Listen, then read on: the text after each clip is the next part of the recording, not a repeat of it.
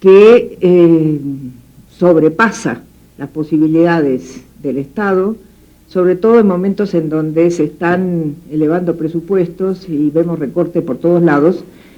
Entonces uno se pregunta cómo se va a hacer para darle la prioridad que requeriría este sector, la prioridad presupuestaria, la prioridad en términos de acciones concretas, efectivas, para que pudiera ser realidad lo que la ley manda en este momento. Si quisiera que ustedes me corrigieran si no es así, pero aparentemente en todo el país la relación público-privado en el nivel preescolar es de 90-10, pero en el Distrito Federal, por lo menos son las declaraciones de Silvia Ortega, es de 70-30. ¿Y qué anticipamos a futuro? No solamente en términos de instituciones preescolares, sino también en términos de instituciones que formen a las educadoras. ¿Quieres comentar algo? Bueno, yo tengo aquí los datos de la matrícula autorizada para la escuela oficial este ciclo escolar para la formación de licenciadas en educación preescolar en el Distrito Federal, sí, son 240 lugares. Esta es la matrícula autorizada. Y para las escuelas privadas tenemos una matrícula autorizada de 396, es decir, hay 156 lugares de diferencia que se suman a la escuela privada, ¿no? ¿Puedes repetir la cifra? Sí, la matrícula autorizada en la escuela oficial es de 240 alumnas. Quiero decir que las aspirantes fueron más de 2.000 aspirantes a presentar el examen de selección y haciendo un recorte porque recortamos la edad y el promedio para que no fuera tanta la demanda, sino nos rebasaba más de 3.000 aspirantes, y ya con este recorte de promedio de 7.5 y con menos de 26 años de edad, hicieron el examen 1.200 alumnas, de las cuales solamente tuvieron lugar 240. En las escuelas particulares se dio una matrícula de sumadas todas, 396 alumnos, o sea que son 156 más egresadas de las escuelas privadas que de la escuela oficial. Entonces, bueno, pues aquí claramente se ve esta tendencia de la que se habla, ¿no?, de sí dar una mayor oportunidad al crecimiento de las escuelas privadas, tanto en la formación de las licenciados y licenciadas en educación preescolar, como en la atención a los niños, porque los padres de familia recurren a este servicio privado. Sabemos que no es de calidad, sabemos que en general hay mayor problemática en tener un espacio adecuado para atender a los niños, tener personal profesional que atienda a los niños, pero les ofrecen un horario mucho más amplio y les ofrecen una serie de ofertas que no corresponden ni a la calidad ni a la dignidad de la atención a los niños. Sin embargo, pues ante la necesidad, muchos padres de familia recurren a estas instituciones. Perdón, Raquel, todavía. Esta situación de que hay más una matrícula en instituciones particulares para la formación de educadoras, autorizada, mayor en instituciones privadas que en la escuela nacional. La escuela nacional, ¿es por primera vez que ocurre eso? Que rebase el número de matrícula para escuelas privadas que oficiales, sí. Siempre se había mantenido como que por lo menos egresar a la mitad y la mitad, ¿no?, que hubiese más egresadas de la escuela oficial. En este momento sí, porque a nosotros nos detienen la matrícula desde a partir de que llegó la doctora Silvia Ortega nos incrementó 40 lugares hace 3 años.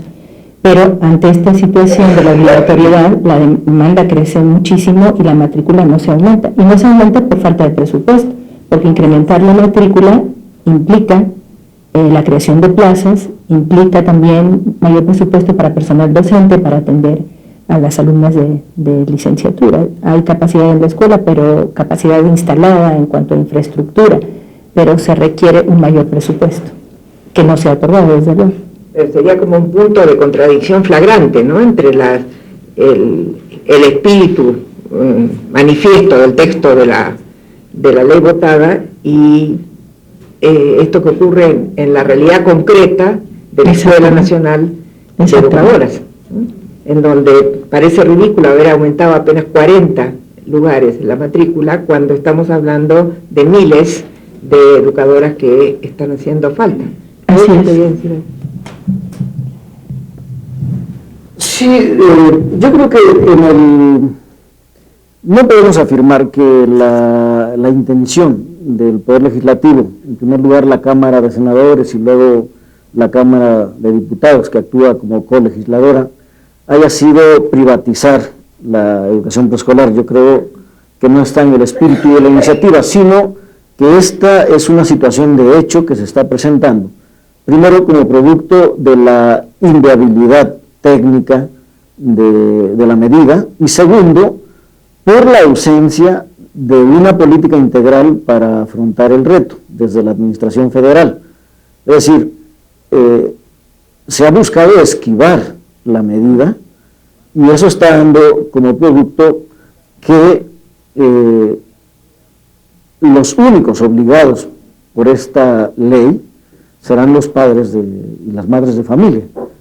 Es decir, el Estado ha esquivado su obligación y eso es lo que está llevando a que en los hechos se empuje hacia la privatización del servicio. Yo creo que por eso que esta medida tiene que ser revisada lo más pronto posible. Es decir, no se trata como en otros niveles educativos, incluso hay entidades que han declarado obligatoria la educación media superior, el bachillerato. Pero bueno, eso no afecta directamente a los muchachos porque, pues bueno, ingresa a media superior quien ha concluido la secundaria. Pero en este caso, al ser obligatorio preescolar, y esto no se ha revisado, sí es obstáculo para que el niño ingrese a la primaria. Solamente agregar que en este sentido también uno de los efectos que está teniendo este decreto, este requerimiento de obligatoriedad, está también para las escuelas privadas, porque todo el mundo ahora se tiene que apegar al decreto y entonces hay muchos planteles privados que también tienen que cubrir ciertos requisitos, lo cual está haciendo también para la Secretaría pues una tarea a atender, porque bueno, hay muchos planteles que tienen que trabajar en función de acondicionar o tener todos los requerimientos que establezca la normatividad. Y eso también está generando, según nos han estado informando, pues ritmos acelerados para tener que estos planteles puedan tener las condiciones necesarias y obtener la autorización. De las cuestiones que a nosotros nos han estado pidiendo también, o sobre las cuales nos han estado solicitando información, es sobre la normatividad, cuándo va a estar ya de manera definitiva, y bueno, las necesidades también que los propios planteles privados están reconociendo de la profesionalización del personal, porque en muchos casos tienen personal trabajando, atendiendo a los niños, que no cuentan con la formación profesional necesaria para brindar una atención de calidad. Entonces, ese es otro reto que también la Secretaría tendría que estar atendiendo. Bueno, eso sería un punto a favor, claramente a favor, porque la existencia de una gran cantidad de instituciones de atención a niños de edad preescolar que a ojos vistas no cumplían con ninguna de los requisitos y que ha dado lugar a esa expresión de escuelas patito que todos conocemos, pues era aquí, por lo menos en el DF, una realidad fácil de constatar. Entonces, el hecho de que ahora tienen que ponerse en regla y que ha habido escuelas que han sido cerradas, claramente. Algunas voluntariamente se cerraron viendo que no podían cumplir con los requisitos. Y en ese sentido, esto es un avance en el sentido de controlar la calidad del servicio por el cual se estaba pagando. Lo que yo quisiera que nos focalizáramos ahora es en un tema que hemos estado ya tocando de alguna manera, que son las consecuencias de incorporar el preescolar en el paquete de educación básica. Yo digo que realmente a mí el nombre de preescolar me suena cada vez más ridículo, porque va a ser muy escolarizado. Es una escuela preescolar. O sea, un absurdo total. Pero vinculado con el tema del sector privado y el sector público, y vinculado con lo que es mi tema fundamental, que es el acceso a la cultura escrita, yo constato que hay dos tradiciones prácticamente opuestas. Una tradición instalada en muchas escuelas privadas que obligan a los niños a los 5 años a conocer letras, conocer números, leer una serie de palabras, oraciones, escribirlas al dictado. Algunos podrán decir se los obliga a alfabetizarse a los 5 años. Yo digo que eso, como definición de alfabetización, es demasiado poco, ¿no? Entonces prefiero describir qué es lo que se les pide, que no decir están alfabetizados, porque realmente es un poquito más el estar alfabetizado. Pero en muchas escuelas privadas los chicos tienen que llegar a primer año ya pudiendo leer algunas palabras y oraciones y pudiendo escribirlas al dictado. Mientras que la tradición en el preescolar oficial ha sido más bien la contraria, por poner las cosas un poco en blanco y negro. Ya sé que no son exactamente así, pero para favorecer el debate. Digamos, en las escuelas oficiales más bien hay una especie de distancia aséptica con respecto a la lengua escrita, que se está superando, pero la tradición va más bien en el sentido de que mejor no nos metamos con eso. Y es cierto también que el nivel primario ha oscilado históricamente, no solamente en este país, sino en general, entre dos actitudes. El nivel primario de pronto dice al nivel preescolar, ustedes no enseñen porque no saben, eso es tarea de las maestras de primer año, entonces mejor no se metan con eso. Pero a veces dice exactamente lo contrario, dice mándenlos mejor preparados, para aliviar la tarea de los primeros grados, también sobrecargados de alumnos y sobrecargados de expectativas. Ahora, a su vez, en este vaivén entre primaria y preescolar, los padres, yo empiezo a constatar que perciben que, bueno, ahora que es obligatorio, pues ahora sí que les van a enseñar a leer, a escribir y a contar. No solamente eso, sino que ahora que es obligatorio, seguramente van a tener cuadernos, van a tener tareas y todo lo demás. Entonces, mi pregunta hacia Eva, que es la que ha tenido que lidiar con todo esto ahora, es ¿dónde va a quedar la especificidad del preescolar? En este momento en que, incluida en el paquete total de la educación básica, va a sufrir los requerimientos de la primaria de una manera muy puntual, pienso yo. ¿Qué posibilidades tiene de defenderse del preescolar y de defender su especificidad? Y conste que no estoy en contra de que el preescolar sea parte de la educación básica. Digo que simplemente esta legislación con la obligatoriedad genera una situación un poco distinta y sobre todo el hecho de una normatividad que involucre tanto al sector público como al privado, va a generar una serie de situaciones potencialmente conflictivas. Entonces quisiera ver cuál es la opinión de Eva al respecto y que nos esclarezca. A ver si esclarezco porque hay también muchas cuestiones que analizar al respecto. No, pero lo que yo quisiera exponer puntualmente con respecto a los propósitos fundamentales de esta reforma curricular. Tenemos varios puntos y en función de lo que nosotros querríamos que se mantenga como especificidad del nivel de educación preescolar, está en primer lugar y es el planteamiento central de este nuevo programa. primero, partir de el reconocimiento de las condiciones sociales y culturales actuales, el impacto, la influencia que estos cambios tienen en la vida de los niños pequeños. Aquí podemos ver dentro de los fundamentos que podríamos nosotros destacar y que están apuntados precisamente en el Programa de Educación Preescolar 2004, el primer punto está señalado como el reconocimiento de las potencialidades y capacidades en los niños pequeños.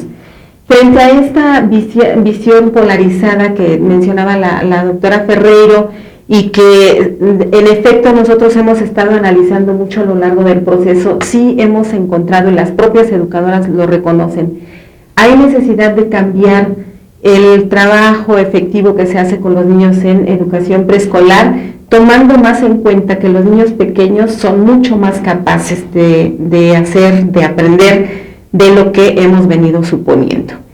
Y este énfasis a también el desarrollo de las capacidades cognitivas y del lenguaje, que es en donde suponemos que podría darse también un riesgo en el sentido de querer formalizar, ¿no? Con respecto a la primaria. Pero ¿qué queremos decir con esto? El programa de educación preescolar está partiendo del reconocimiento de todas estas capacidades que los niños pequeños sí pueden desplegar porque son seres pensantes, y en la medida en la que ellos desde pequeños también pueden enfrentarse a situaciones en las que tienen que reflexionar, pero donde el lenguaje juega un papel fundamental, se puede lograr que avancen mucho más y que en verdad ellos tengan oportunidades de aprender y de vivir otro tipo de experiencias distintas y mucho más formativas que aquellas actividades que por tradición han estado muy presentes en el preescolar y que los alejan de esta posibilidad de tener logros específicos en otras áreas fuera de lo que ha sido, por ejemplo, la actividad motriz o las manualidades, ¿no? Que además esto se vincula mucho también con algo que usted mencionaba, doctora.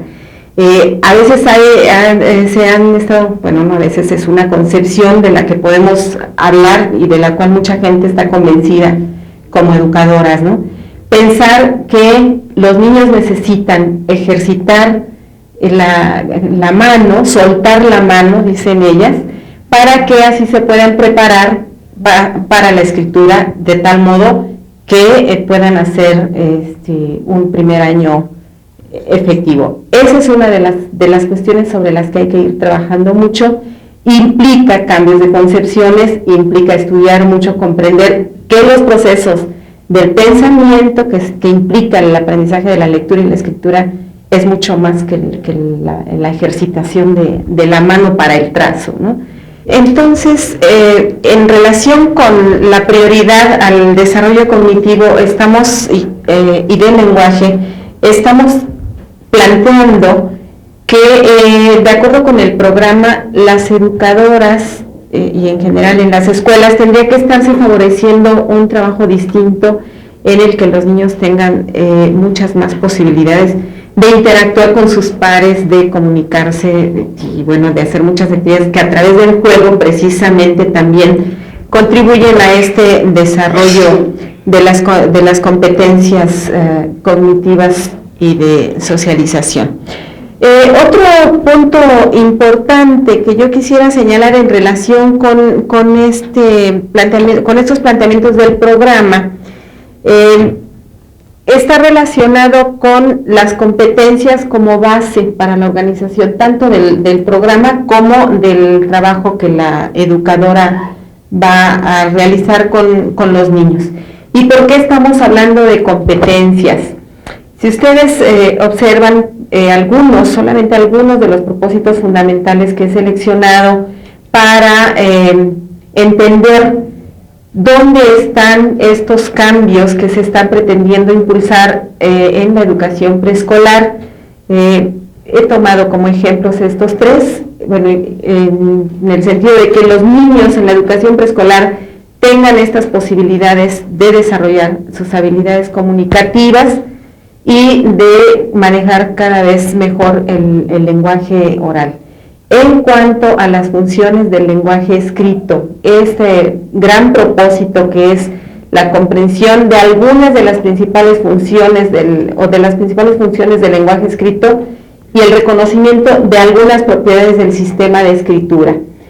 Cuando uno revisa el planteamiento del campo formativo en cuanto a lenguaje y comunicación, se podrá dar cuenta de que el planteamiento en el trabajo con estas competencias en los niños dista mucho de un trabajo centrado en estas prácticas a las que hemos hecho alusión. Se trata de que los niños desde pequeños y en el jardín de niños tengan posibilidades de utilizar, por ejemplo, los textos de diferentes tipos, de leer y que les lean, compartir experiencias con sus compañeros, de poder hacer predicciones a partir de lo que ellos observan, de jugar con el lenguaje, de establecer relaciones entre sonido y la palabra escrita, ¿no? Sobre todo la palabra escrita. En fin, hay una serie de situaciones que no se reducen o no limitan esta idea de la alfabetización a la errónea identificación de el trabajo o de palabras o de letras aisladas, y mucho menos de los ejercicios de planes. Y este otro propósito que podemos ver, y que no es exclusivo de ningún campo formativo, sino que está también planteado de tal manera que pueda favorecerse a través de todos, pero sí hay uno que digamos que propicia mucho más estas competencias, y que es el relativo a exploración y conocimiento del mundo, en donde estamos tratando de que los niños tengan posibilidades de ser partícipes en todo tipo de experiencias de aproximación también a los fenómenos naturales, a la posibilidad de que ellos primero, expresen qué es lo que saben, lo que suponen, lo que creen acerca de los fenómenos que observan, pero también para llevarlos a partir de situaciones diversas a tener experiencias de manipulación, de experimentación sobre ciertos fenómenos o hechos, en fin. Entonces, este tipo de planteamientos nos lleva o nos permitiría identificar en dónde están estos cambios que se están pretendiendo en la educación preescolar. Y también quisiera, ya para finalizar, plantear o destacar la idea de que el programa está hecho o está diseñado a partir de competencias, y no estamos estableciendo un programa por grados. Es las competencias que los niños pueden ir logrando durante su tránsito por la educación preescolar, durante los 3 grados, y esto tiene su explicación en las siguientes razones. Primero, de acuerdo con lo que actualmente se tiene disponible en cuanto a conocimientos sobre desarrollos sobre procesos de aprendizaje, nos podemos dar cuenta de que no hay patrones específicos establecidos en cuanto a los logros de los niños por edad, ¿no? No más podemos decir que los niños de 3 años podrán lograr esto o deberían tener este tipo de logros, o a los 4 tales o a los 5 tales. Por eso la idea de destacar el potencial de desarrollo y de aprendizaje de los niños, y de partir del reconocimiento de lo que saben, de lo que pueden hacer, de las capacidades que tienen. Anteriormente, y eso también quisiera comentarlo, entre las experiencias que hemos tenido con las educadoras ha sido muy interesante cuando ellas expresan a través de la reflexión, la opinión que ahora tienen. Dicen, es que generalmente nos hemos fijado en lo que los niños no saben o no pueden lograr, y a partir de ahí creemos que lo que les vamos a dar nosotros es lo que ellos necesitan, ¿no? Es partir de lo que sí saben. Y bueno, el hecho de que en educación preescolar, por las características propias de los niños, es muy difícil también, y resulta, decimos en el programa, hasta arbitrario, decidir, estos van a ser los temas para primero, estos para segundo y estos para tercero, ¿no? ¿Por qué? Porque ellos tienen demasiadas inquietudes por conocer acerca de muchas cosas y es muy abierta la posibilidad de que ellos aprendan acerca de diferentes tópicos. Revisando algunos planteamientos curriculares en los que se ha intentado distinguir contenidos por grado, con lo que nos hemos encontrado es con organizaciones en las cuales, por ejemplo, en primer grado, niños de 3, esto ilustra muy bien la idea de cómo se fragmenta el contenido, que cuenten del 1 al 3 o del 1 al 4, en segundo hasta el 6 y en tercero hasta el 10. Y bueno, si nosotros nos damos cuenta, los niños en preescolar pueden llegar mucho más allá de lo que suponemos. A grandes rasgos, estos serían algunos de los planteamientos del